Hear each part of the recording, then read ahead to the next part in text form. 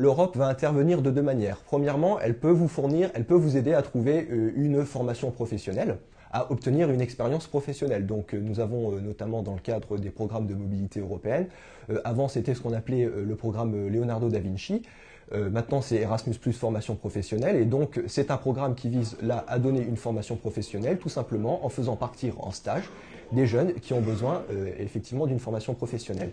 Après, si une personne souhaite trouver, alors là, il faut que la personne soit déjà prête à travailler dans un autre pays. C'est pas en France, c'est dans un autre pays de l'Union européenne.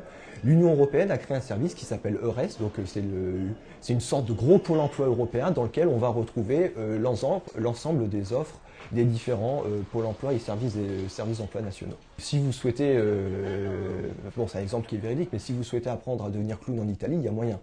L'Union européenne peut vous faire partir dans ce cadre-là.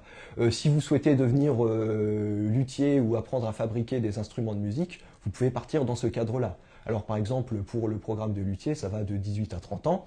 Ça se fait principalement en Allemagne et au Luxembourg.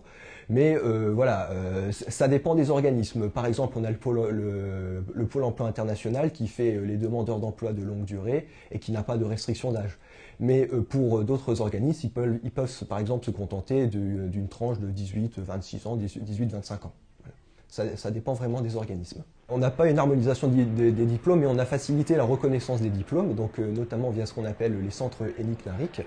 Et donc tout simplement, si une personne a besoin de faire reconnaître son diplôme, il contacte ce centre ressources. Et là, c'est eux qui vont gérer en la matière et qui vont s'assurer que soit le diplôme n'a pas besoin d'être reconnu parce qu'il est applicable directement, dans certains cas on a des directives européennes qui sont intervenues en la matière, ou soit qu'ils vont faire effectivement une reconnaissance de diplôme.